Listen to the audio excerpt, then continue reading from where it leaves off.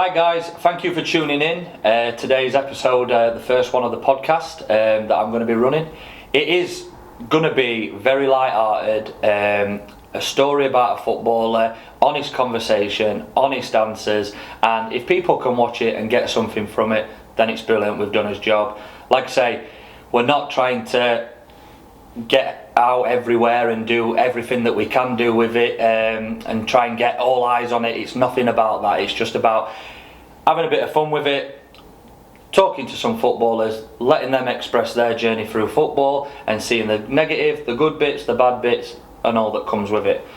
So today, for his first episode, I'm fantastically proud to announce that we got the Ben Parker Leeds legend on, haven't we, mate? Yeah? I gave you a tenner to say that earlier, Yeah, especially the legend part. Yeah. But, first and foremost, thanks for having me down.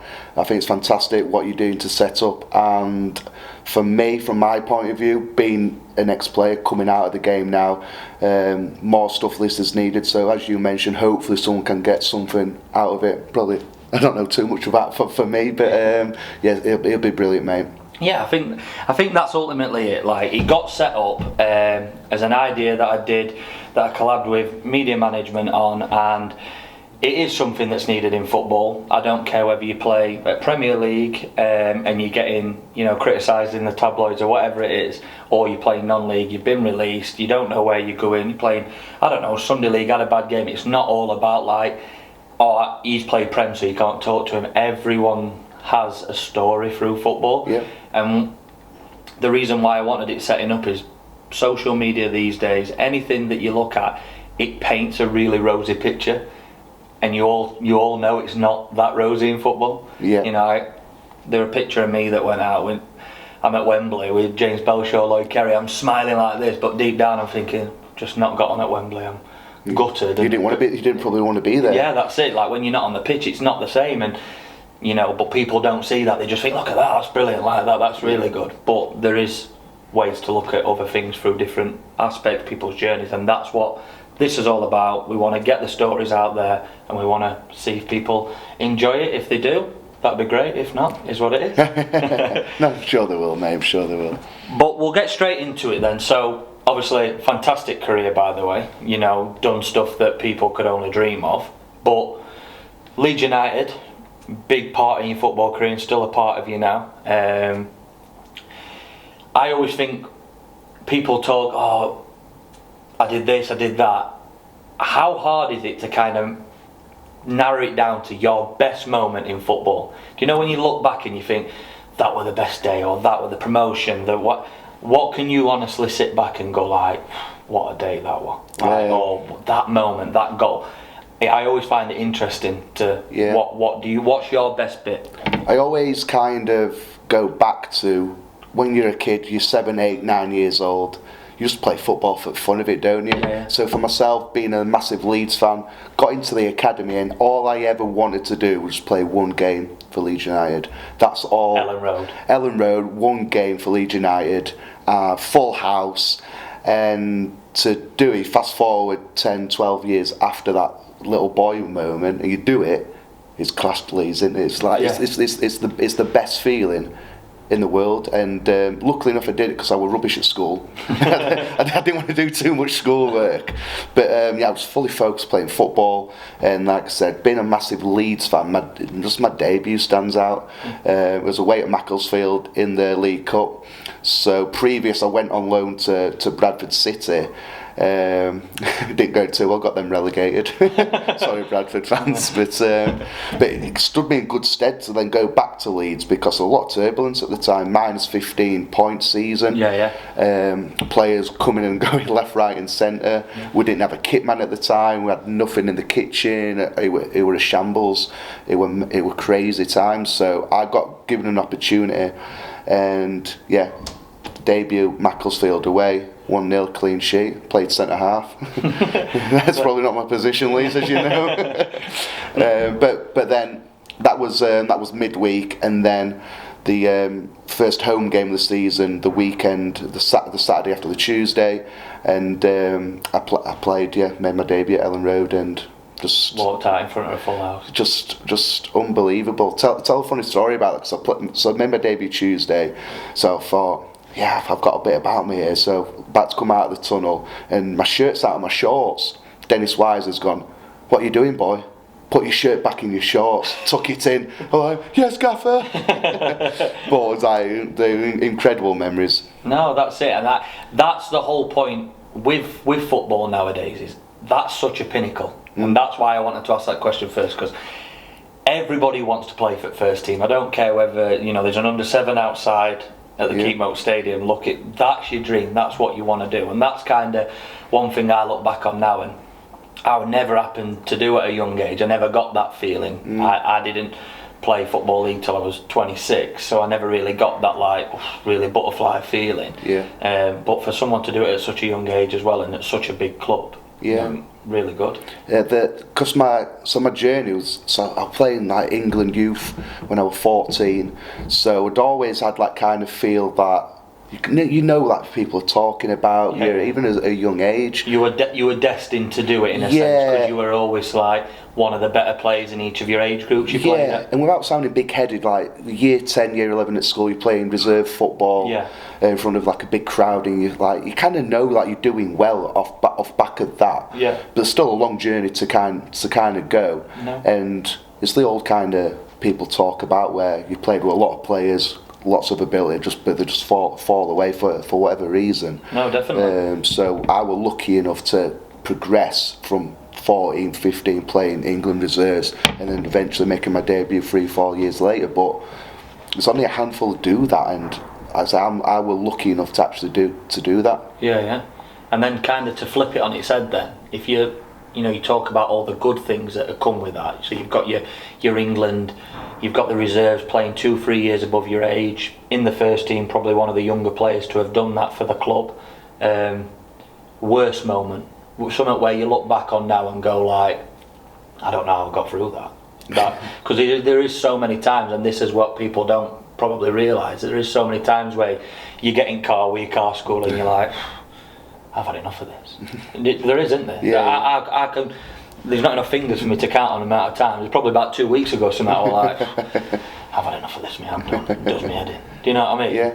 Now there was a manager at the time. I'll say that Gary McAllister was the manager, came in and didn't fancy me. And you get that in football. And opinions. Yeah, opinion. And as a young lad, you don't really know how to kind of take it as much as when you're a lot older. You're obviously wiser, you know how to deal with situations a lot better. But he came in, and I played a few games, I'd done well and stuff, but he came in, he wanted to bring his own kind of players in, and I went out on loan, but came back in the pre-season following year, and he was basically kind of said, find another club, and I was like, kind of no, I'm going to fight for my place. And well, there's not going to be opportunities here, but fought for my place. Didn't get in because I was good. I got it because of an injury. Alan Sheehan, very good left back. He's just gone to Southampton as one of the first team coaches at Sheehan, so good player. But he got injured. I think he was out for like 2-3 months. So I came in, played a lot of games. But then when Sheehan's were back, I could have scored a hat trick every game. I knew we were getting bombed straight away. So Sheehan's came back, I got bombed out, and mentally that's difficult. It might not sound a big thing for people listening to that, but as a young footballer, for myself, I just wanted to play football, especially for Leeds, doing well in games, but knew I was never going to play if this person was fit. It's difficult to get your head around that, and there's no support mechanism at the time. It's just like, you've got to deal with that. That's football, isn't it? Around that period. And especially the period that you came through, it's more of a man up cry, isn't it? Like, well, you've got to be better, you've got to be stronger, you've got to be quicker. He's this, he's that, and sometimes things that are out of your control ultimately become a detriment to like your career, because you might not have played the 50 games that you should have played because he favoured somebody else, or like you said, score a hat trick and then there's still no chance you can get in the team. It's a difficult one to get your head round, but looking back on it now, knowing what we know, you understand that people have opinions, you understand that someone likes a certain player, wants experience, you get that now, but as a young kid you just feel like a failure. And I went around for a period of a month, I went about it the wrong way. Initially, like, I was always a good trainer. I was always probably one of the fittest in the squad. Always had a good attitude. Got like installed probably in through the academy leads, to be honest. But got to a point where I just like had enough of it. So my mates were at Sheffield Hallam, going to uni there. So we'd always have a Wednesday off. And I knew I wasn't playing Saturday, so I'd train Monday, Tuesday, train hard, train well, and then jump in my car from Fort Park, I'd drive to Sheffield, I'd have a night out on Tuesday with my mates, I'd have a night out on Wednesday, and then I'd come back Thursday, and I did it for a month, just because going out with my mates at that time just took my mind away from it. And obviously you look back now, you'd be like, I'm telling the scholars at Leeds, look, this is what I did, what should I do? Should not do that, work even harder and stuff. But there wasn't that support mechanism around, or for me to speak to somebody. If I did have that around, I probably wouldn't have had these nights out. But at the time, it's kind of the football culture. You just like do something to take your mind off it. And as well, like, you know me, we've shared a dressing room. It's never a footballer's fault. You know, at amount of times I've been dropped, put on a bench, and you ring your mate. I don't know what he's thinking. I don't know what he's doing. I haven't done no wrong. He said I've done no wrong. So you're in denial anyway, whether you deserve to play or not. But if you've not got someone to kind of talk you down off that little ledge, or say, no, this is what you need to do. You need to get your head on this way, this way, this way. I can support you in that. You do kind of just go, well, what feels comfortable to me? Yeah. My schoolmates, I want to have a laugh, I want to have a joke. And then it can be took away, but again, will probably have a detriment to performance, weight, speed, all them type of things that ultimately in the long run, oh, that's why he didn't play, because he wasn't fit enough, he wasn't strong enough, or whatever. Do you know what I mean? Yeah. And it all, like I say, all comes into kind of one about that, and there's no right or wrong answer to it, how you probably deal with it.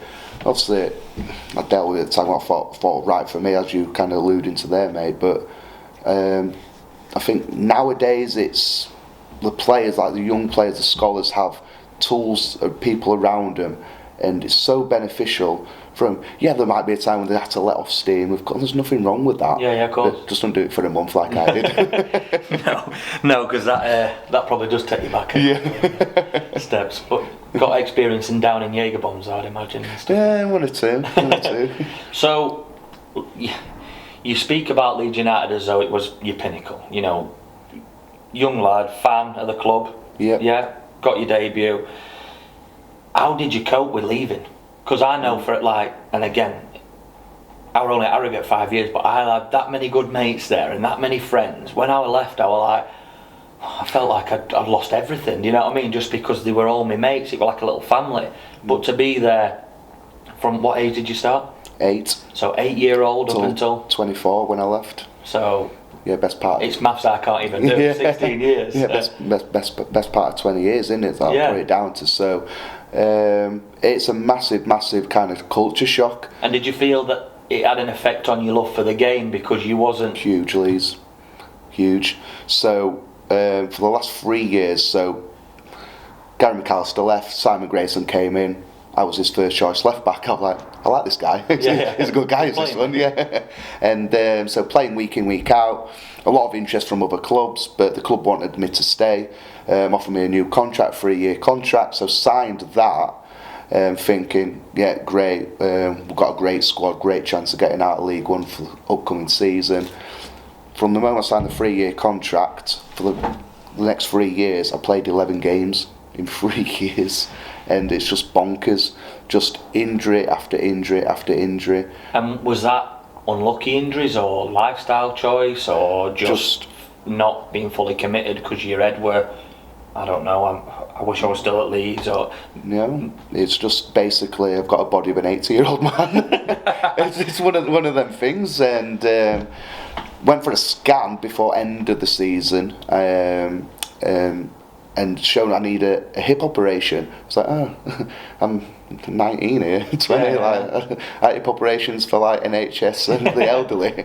But that showed up. But we said we can manage it because at the time, just signed a contract, playing well, and the last thing I needed was like I had to be out for 3-4 months. Yeah. And I was like, I'm not doing that. So like, look, we can manage it. Spoke with the surgeon, the gaffer, the Harvard, the physio. And we came up with a plan. We have to manage it throughout season. Instead of doing 2 sessions a day, you have to do 1. You might have a day rest or whatever, but you'll be fine. So went into the off season, the pre-season, start season with that, and pulled my hammy first game of the season, 20 minutes in, just a little tweak, grade 1. But I could never recover from a grade 1, and it just because my hip wasn't functioning properly. Right. So then got that done after 2-3 months into the season, and then it was just domino effect, Leeds. I needed my other hip doing, and then people call it bad luck, and at the time I was like, why is this happening to me? Yeah. I'm looking at the lads, and I'm thinking, why can't I just have a body like them, just be able to go out and train and be fit? So it wasn't anything to do with my lifestyle or my rehab, because they were always a different injury which required surgery. I had an operation on my back because I was getting a nerve pain in my hamstring. That didn't really go to plan. I tore my Achilles in one game when I came back. So I'm just like, these different things. I couldn't understand if it was like the same injury. But you know, when you do your rehab and you're out for 3-4 months, and then you're doing all your running on your own, and that's a grind. How did you find to have that many at such a young age? Because, you know, people dealing with injuries now at your age or my age, you're classed as senior pros. You get through it. The banter, the lads around the place. Yeah. You know how to get yourself through it. But a 19-year-old, when your dream's here, and then it's taking you completely away from it for something that you can't do. Surely you went home and was just like, you do. You take it home with you. Like, as I said, we shared a change room. I'm always kind of bubbly when I come into football because I love being around lads. I love being at the club.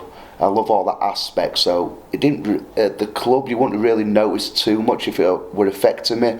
But at home, I reckon if you asked like my mates, family, or whatever, they're thinking, "Who's this guy here?" He's absolutely got monk on for no reason. Well, obviously for a reason, but you do take it home with you. That's hard to manage in itself because, again, we go back to it a lot, but we played together. There's an expectation of a bubbly character. Everyone expects you to come in, do something stupid, you know, make everyone laugh. So you almost put a front on. You do. And I found myself doing that for 2 or 3 months. Like you're just saying there, you come in, you put a front on, and then you go home and it's like you've hit a brick wall. And it's like you're a completely different person around your missus, your mum and dad, your friends, because you've spent all your energy trying to lie your way through 2 hours of like, this is who I am. It takes a lot of energy, doesn't it? And then you come home and go, actually, like, I'm not happy. I'm not happy. And it came to a point with that, so injury after injury, recover, doing your rehab, getting back fit, and I'd get on the bench for a couple of games, then they'd start me, I'd play like 1 game, 1.5 games, break down with another injury. So you just do the cycle over and over again, and after a period of time, I'm not ashamed to admit this, but I was in the physio room with Harvey, and me and Harvey we're good mates, still mates now. He's out in America, funny enough, jammy git. But broke down crying in his office, and how old Harvey had been, late 40s, 50s in the time. I'd have been 22, 23, and I'm just crying into his arms. He's just giving me a big cuddle, and that was the first time when I actually felt like a massive weight had been lifted off my shoulders, because I kept everything in. The game was over. You didn't have to lie anymore. But I'd go home. Wouldn't do anything like that. You just keep everything in, and that's again a perception of, especially football at that time, and a lot of footballers do that. So for me to have that kind of cry at the time, I felt embarrassed straight away. I just kind of cried. I was like trying to wipe tears away and stuff. But everyone looks at a footballer and goes, well, cry me a river, mate. You're still getting the best rehab at the best place. You've still got a nice tracksuit. You're in at 1 o'clock in an afternoon on golf course or whatever. And there's a stigma with it, but it's like, it's irrelevant if you're not doing what you want to do. And ultimately you become a footballer to play football. No one sits on a bench and watches a game and enjoys it. I don't care what anyone says. You don't. I hated it. But if you're out of your control and you've got no one to kind of offer advice or support, and you're bottling it all up, at some stage there's going to be a release, and that release obviously is breakdown in tears, a reaction, going up piss, having a drink. Do you know what I mean? That's what happened. Bev said the club were fantastic at the time, so obviously we had a meeting with the manager, the assistants, and they just said Snods were there, Glyn Snodding. Right. And obviously you know Snods, younger Snods really well. They were honestly fantastic with me. They just went, look, get away from here. I want you to have 2 weeks away. And I was like, right, see you later. But no, major injury work. Practice Jaeger bombs again. But no, they were fantastic. They said, have 2 weeks away, just clear your mind. And it was brilliant. Came back and did the rehab process. But by that time, I knew my time was coming to an end at Leeds, just because I wasn't playing games. No, people aren't invested in people that aren't playing games. And I felt like a fraud. So you signed in. So when we got promoted to Championship, you signed in a different level of player coming in, and the squad's strong. So when I was training, I was doing well in training. I wasn't out of place, but I could sense some of the boys would be thinking, who's this guy? You might have heard oh yeah, he's a decent left back, but never plays games. Why is he here? So you feel a bit of a fraud in that aspect, because, as you said, playing football, you just want to play games. Cool. So I don't know anything different. I've never worked another job before. I've just grown up playing football, so I don't know how to deal with this or what other aspect of a work life would be. For me, I'm a footballer. I want to play games, and you talk Premier League level, people earning millions. People still have mental health problems because you take the money outside of it. They just want to play football. That's all they know. So obviously I wouldn't nowhere near that. But still earning half decent money, and you don't want to be seen to be I know I'm struggling, but I don't want to say anything because there's people worse off than me. There's things that are going on, and people almost turn their nose up and go, whatever, just get on with it. You're man up. You hear that phrase all the time, especially go, man up, even from parents. I used to get it from my dad all the time. Man up, we'll work harder, do. And you're it's you can't focus. So ultimately, injuries are affected your start with Leeds. It's affected your career with Leeds, because ultimately, if you'd have stayed fit, you were under a manager that really liked you, things could have just tumbled and you'd have gone and gone and gone, and who knows where you could have been if they didn't hold you back. But the injuries happened, you left Leeds United, and then ultimately, after a few years, like you said, you played 11 games in 3 years, you found yourself in a non-league system, in a non-league circuit with a local team.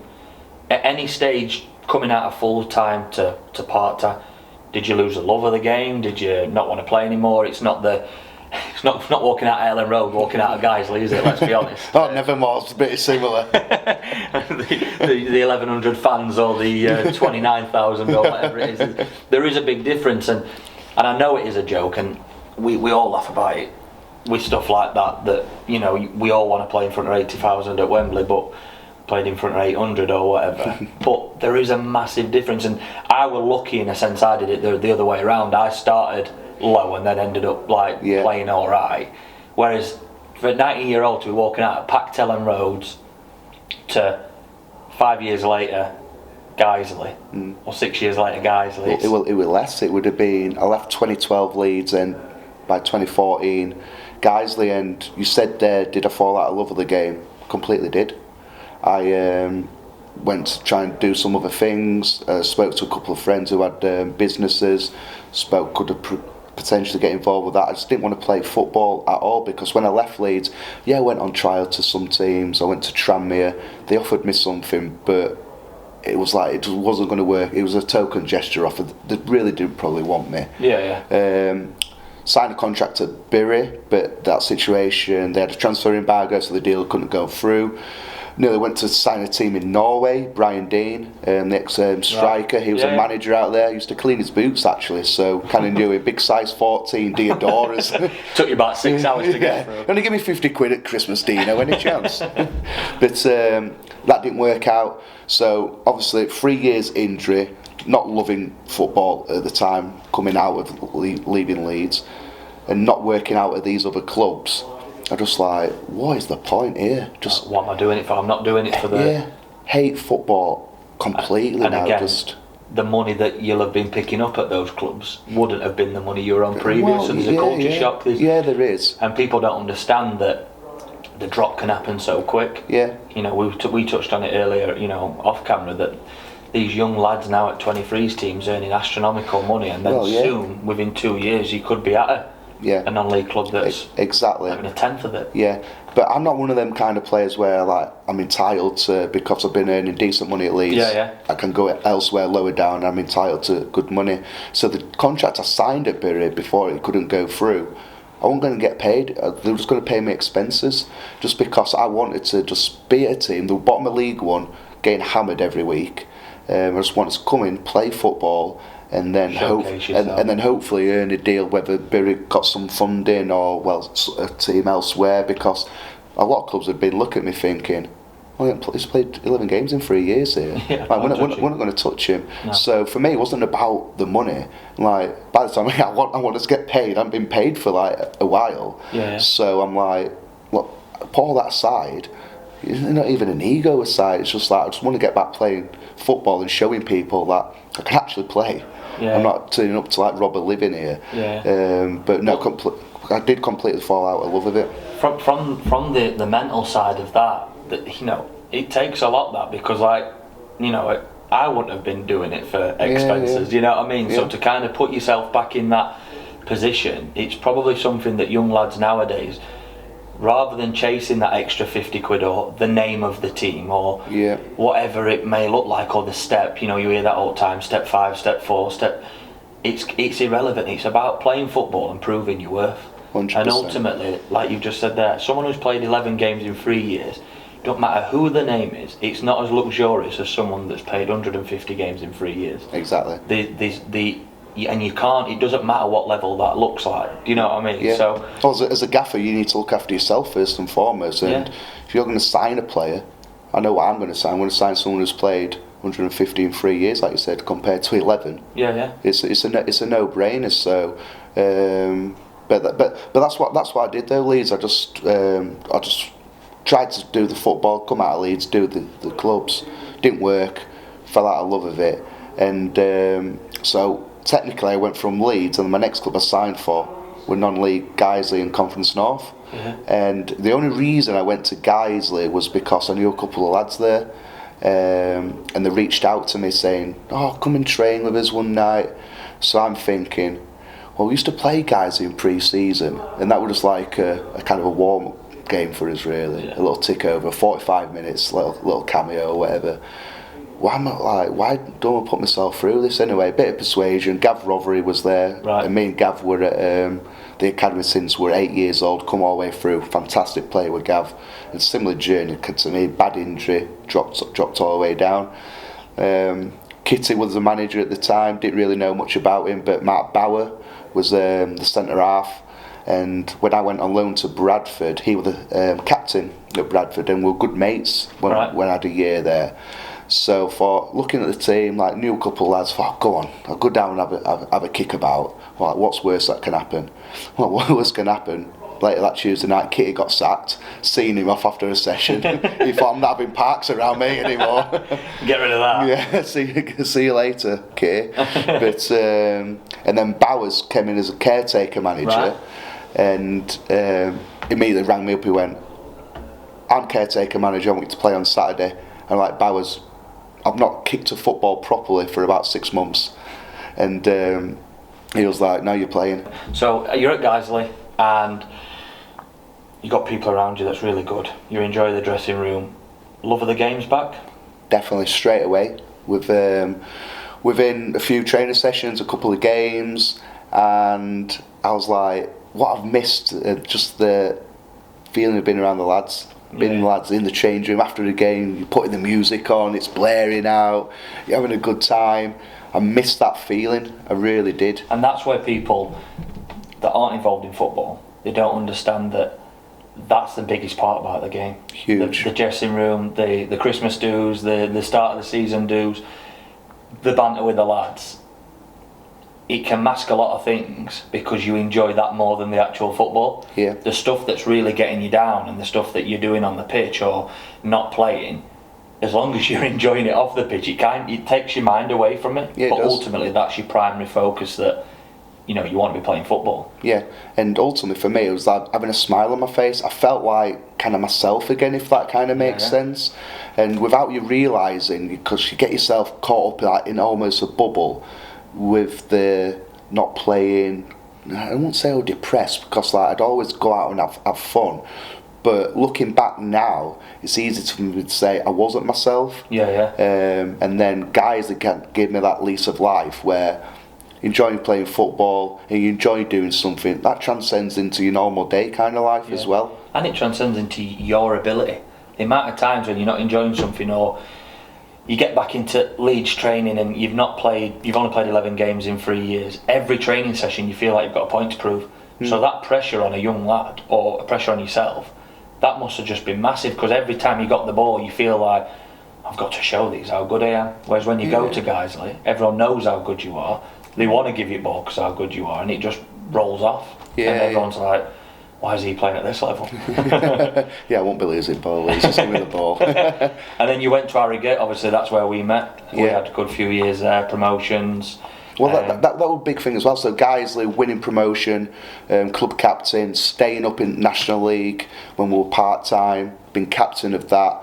It was like huge kind of like moment. So when I've retired, I look back on like that promotion, I rank it as high, just as high as the League One promotion. A promotion is a promotion. Yeah, of course. Incredible memories. So then when Harrogate came in for me, Weaves tried to get in the summer before, and I'm like, hang off, Weaves, calm down, hands off. I'm national.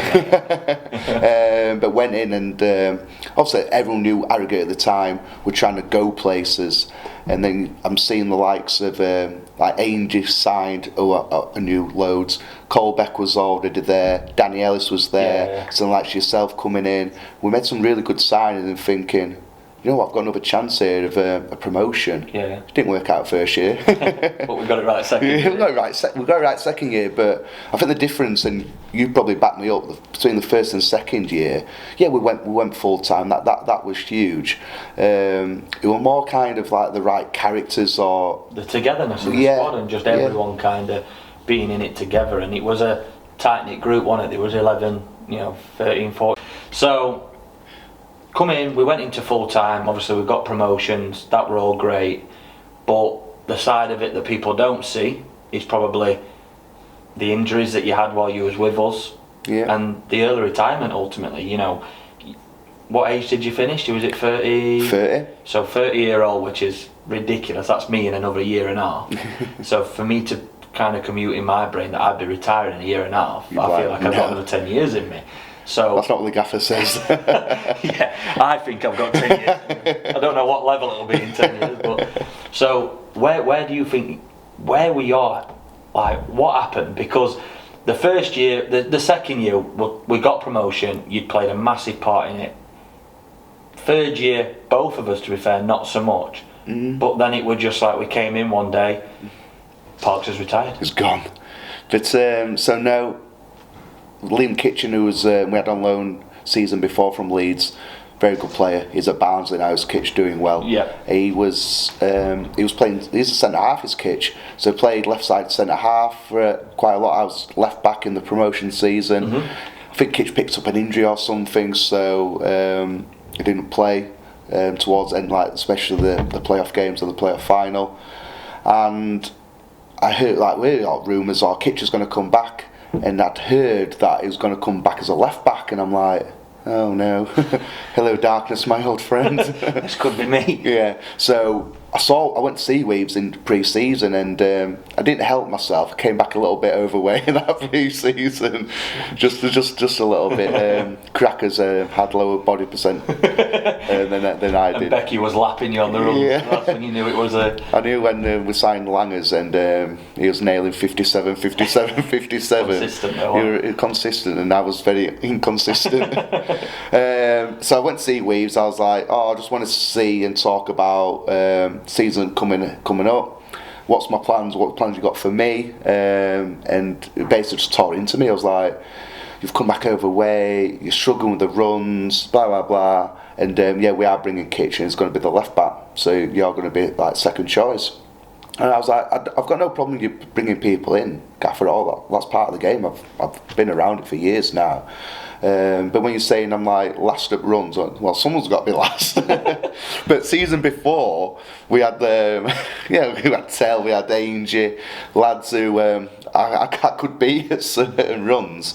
But that first season promotion, National League, how fit were our team? Yeah. Our team were Ryan Fallowfield, just a joke. Yourself were fit. You couldn't. He took to like level 14 before even anybody was like dropping out or thinking of dropping out. So I said to him, like, look, yeah, I might be last in the runs here, but you're saying we've got to get in for a minute. Example, I might be getting 59 bang on a minute. So it's not like I'm coming in at a minute 5, minute 10, way over. It's just like lads are doing in 50 seconds, and I'm like, oh no, cheers boys.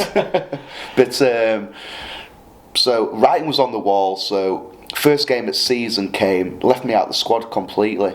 And it was between me and Langers who'd be on the bench, and I thought I was training well and stuff, and yeah, I knew I wasn't going to play, but playing myself alright. And for him to leave me out of the squad then was like, oh, right, is it going to be like this season? And someone got injured, because Langers came on the first game of that season and he scored the winner. Yeah. I can't remember who got injured now. So anyway, opened a place up in the squad. And we had loads of away games within the first couple of months, like overnighters, and I was like, this isn't for me. Travelling, staying overnight, not playing, not enjoying it, not getting on. And so I've gone from the kind of point not playing stuff when I was a young lad, 19, 20, 21 at Leeds. It was completely different then to when I'm like 30. Yeah. I'm just like, I know my own body, I know I'm not going to get anywhere with it, and it's not like I'm going to like bounce straight back into League One Championship again. I knew my limitations, and it'd be bottom end National League, Conference North, around that, and I was comfortable with that. I wasn't asking for the world, but I just got to a point of like, this isn't for me. Just had enough early doors. Yeah, like, and the gaffer like give me a long rest. Like give me a long red. Cheers, Weaves. Any chance? those Weaver rests were. They saw me off. I think they were called a Ben Parker rest towards the end, weren't they? Because you got me that many times. A retirement he put me in. But with that, with not playing and stuff, I'd done little bits of work with Leeds LUTV. Right. So. The first game under Marcelo Bielsa, so I'd not played for us on a Saturday, they played on a Sunday, asked me to cover game as a pundit, enjoyed it, and the guy, Tom Kerwin's head at LUTV, known TK for years, he was working when I was playing, so it might be, it sounds ancient now as TK, but I had opportunity, so TK came to me and said, would you like to do more of this, and working first team games, punditry side. And I looked at everything, and Weaves, he was trying to at the time get me out on loan to play games, and I was like weighing everything up. I was like, how long can I keep playing football for? Yeah, I might be picking up a few £100 here and there. But this is a great opportunity for me. This could be next part of my life, and never even thought about it, because when at Harrogate I was leading the PDC, the Player Development Centre. So with that, I was always thinking about next stage, so I thought it might have gone down the kind of coaching, just done my UEFA-B, thinking about doing my A licence as well, so I thought it might be coaching, but I enjoyed the media work more because just talking about football, it's not work. So when I was at the leading the PDC at Harrogate, and I just thought my next career path would be down coaching, done my UEFA-B, thinking about my A licence.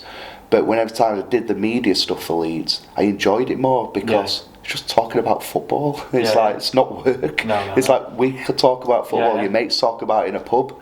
It's not work at all, and it was really enjoyable. Did you see it as an opportunity then? So, you know, 30-year-old, you probably don't want to give up, but how many more cold nights in Conference North have you got when you could be... going to Liverpool like you did last week and talking about football? Obviously at the time we were Championship, as I mentioned, Marcelo's first season at the club. He got a feel of like the club were kind of going somewhere.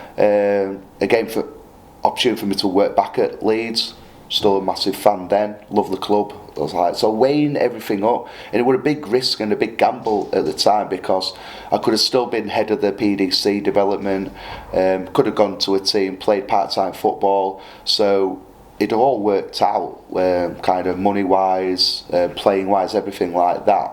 So to stop it was a gamble, because like the role was kind of ad hoc in a way. Yeah. It wasn't a concrete like contract, but it was an opportunity for me to be involved and see kind of where it went, and I thought it was a gamble worth taking. Yeah. So I did that. And then if you've done that at 30-year-old, would you say the injuries as a young kid, the way it was as a young kid, you know, the amount of failures and stuff that kind of came through from your body rather than your football, do you think that played a part? Because were you sat there thinking, well, I'm only 2 weeks away from another rip going or something?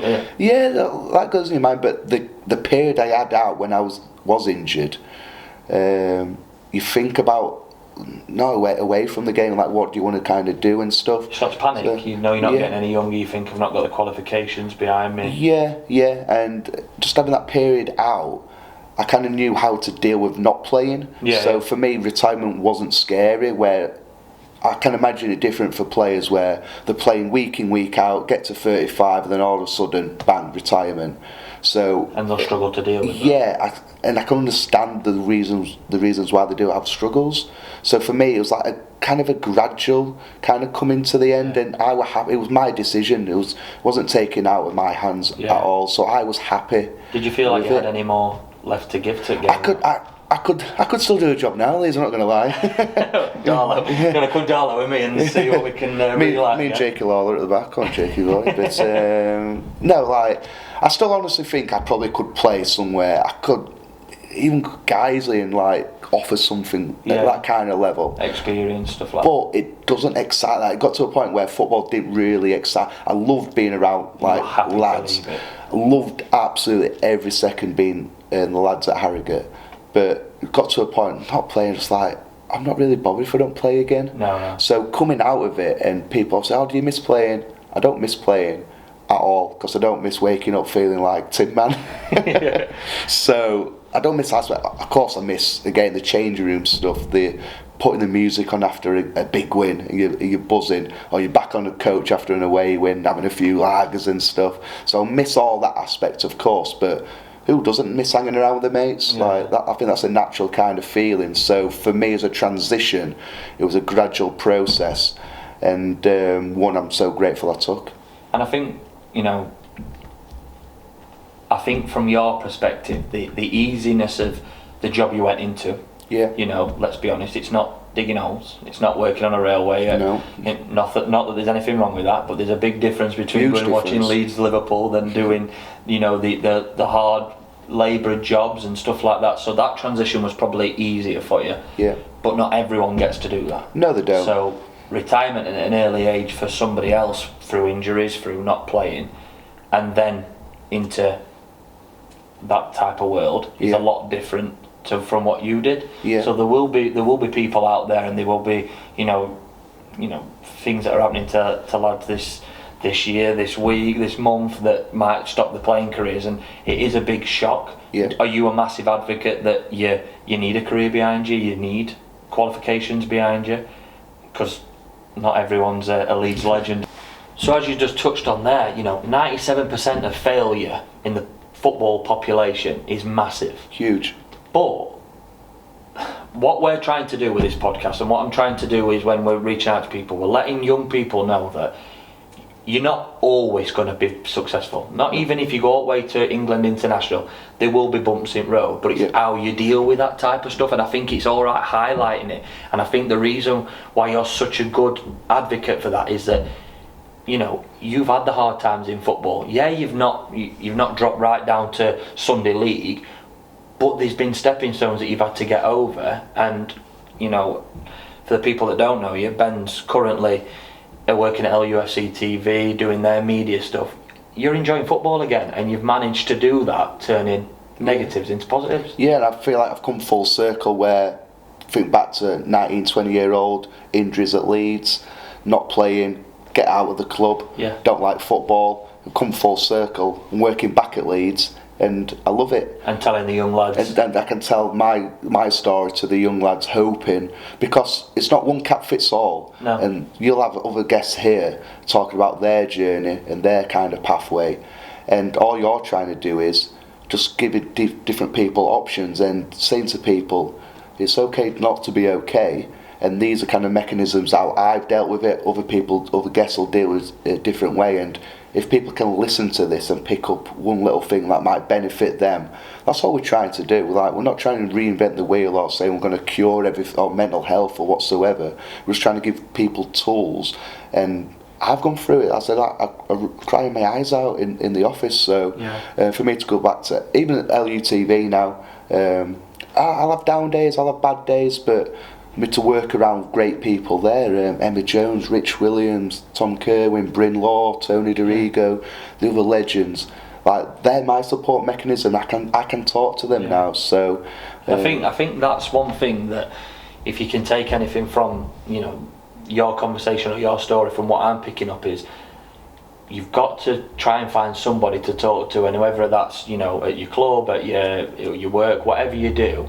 If you're not, just talk about it, don't matter. Like, especially in football, like we said, we've all been the jokey, jovial type, and sometimes you have just got to be like, do you know what? Actually, I am struggling a bit. And there's nothing wrong with that whatsoever. Like I said, when I was crying in that office, I felt like a bit, what have I just done there?